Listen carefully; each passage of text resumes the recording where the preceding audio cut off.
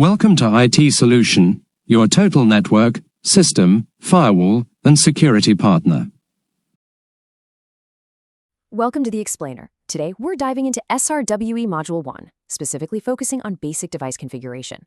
We're going to put on our senior engineer hats and walk through exactly how to take a brand new Cisco device from a chaotic jumble of out-of-the-box defaults to a secure production-ready node. Whether you're dealing with a simple switch or a massive enterprise-class router, the foundation of your network security and functionality begins the exact second you pull that hardware out of its cardboard box.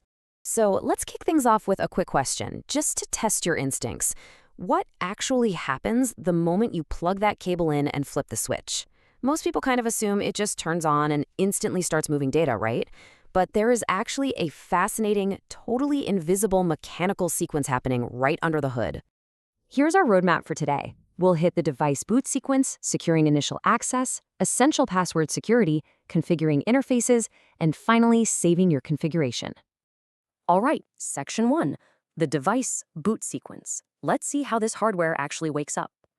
This mechanical boot sequence happens in 5 distinct steps. It all begins with the power on self-test, or POST, running straight from read-only memory just to check the CPU, DRAM, and the flash file system. After that's cleared, the bootloader takes over, it initializes the CPU, gets the flash file system up and running, and finally, it locates and loads the actual Cisco iOS operating system directly into RAM. Now, here's a really crucial detail. What happens if the switch doesn't automatically know where its operating system is? Well, it relies on the boot environment variable. We actually configure this using the boot system command to tell the device exactly which folder path and flash contains that operating system file. Without it, your expensive switch is basically just a heavy metal brick endlessly searching for its personality. Moving right along to Section 2, securing initial device access. It is time to lock the front door. It's wild, but out-of-the-box defaults are incredibly insecure. By default, a Cisco Catalyst switch will allow absolutely anyone to just plug a cable directly into the console port and gain immediate access to user mode, and then straight into enable mode without a single prompt. If a bad actor can physically touch that console port, they practically own your switch. So our absolute first line of defense, which frankly should always be the very first command you run in global configuration mode, is assigning a unique hostname. By using the hostname command, we change it from some generic default to something highly specific, like switch floor 1. When you're managing a network of hundreds of devices, this ensures you always know exactly which node you're working on before you make any critical network-altering changes. Once it has a name, we've got to lock the doors. Here is the exact syntax you need to secure both the physical console port and your remote access. You drop into the console line with line console 0, assign a strong password, and execute the login command.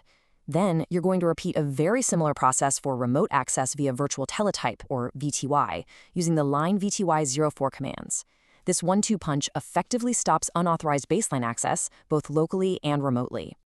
Section 3, Essential Password Security. Let's build out some unbreakable defenses. Looking at the barrier between modes here, this is vital.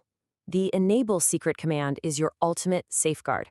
It creates a heavily encrypted wall between standard user mode and privileged exec mode. Anyone who breaches this barrier gets full, unrestricted administrative power over your device, so you absolutely must use enable secret rather than the older, completely unencrypted enable password command. But listen, all that CLI configuration is totally useless if your passwords are weak. You want a minimum of 8 characters, though ideally 10 or more. Mix upper and lowercase letters, throw in some numbers and symbols. Never, ever use common dictionary words or those classic lab defaults like Cisco or class in a production environment. And please, do not reuse passwords across different network devices. But even with a rock-solid password, you've got one more sneaky vulnerability right out of the gate. By default, configuration files will openly display your console and VTY passwords in plain text. You have to issue the service password encryption command in global configuration mode, because without it, anyone casually looking over your shoulder at a show-running config output can literally read your network's keys right off the screen. All right, Section 4, Configuring Device Interfaces. Let's give this thing an actual network presence. So unlike switches, which kind of just implicitly start switching frames right away, routers are super explicit machines. They demand exact instructions.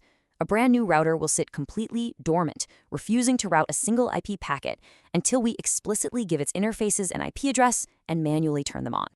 So here's the straightforward 4-step process for waking up those interfaces. First, enter the interface configuration mode. Second, add a description. And note, this isn't just optional fluff, it's a critical best practice so your fellow engineers know exactly what network or device that physical cable actually connects to. Third, assign the IPv4 or IPv6 address and subnet mask. And finally, execute the activation command. And I cannot stress step 4 enough. Without issuing that no shutdown command, your perfectly typed IP addresses do absolutely nothing. Most Cisco router interfaces default to an administratively disabled state. No shutdown literally tells the hardware to wake up and turn the port on, transitioning its line status and protocol to an active up/up state. Now it's ready to route traffic. Bringing us to our final leg, Section 5, saving your configuration. We need to preserve all this hard work. Okay, we need to talk about the fundamental difference between your working memory and your permanent memory. The running config is stored in RAM. It's totally volatile, meaning it's actively running the device right now, but it vanishes instantly if the power drops. The startup config, on the other hand, is stored safely in NVRAM, non-volatile memory, meaning it survives a reboot and acts as the literal blueprint for the next time the system turns on. When you run the show running config command in privileged XC mode, you're literally peeking into that live, volatile RAM. Every single hostname change, password update, and IP address you just typed in exists right here, actively directing traffic at this exact second. On the flip side, running show startup config reveals what's safely tucked away in non-volatile NVRAM. If you were to check this on our brand new device before saving anything, it might just spit back, startup config is not present. This file is kept completely separate from your active RAM until you manually sync them up. To bridge that gap and prevent a potentially massive headache later, you absolutely have to issue the copy running config startup config command. This takes your live, active changes and copies them directly over to NVRAM, permanently locking your hard work into the device's memory for the next boot cycle. It is basically the ultimate save your game button for network engineers. So we've successfully taken a piece of hardware from a chaotic blank slate to a perfectly secure, active, and saved node on the network. But I'll leave you with this provocative thought as we wrap up. You've given it an IP address, you've secured the lines, and you've turned the interfaces on. But how does this router actually make complex split-second decisions about where to route those incoming packets next? Well, that routing logic is a whole other fascinating journey for our next explainer. Thanks for joining me, and keep learning.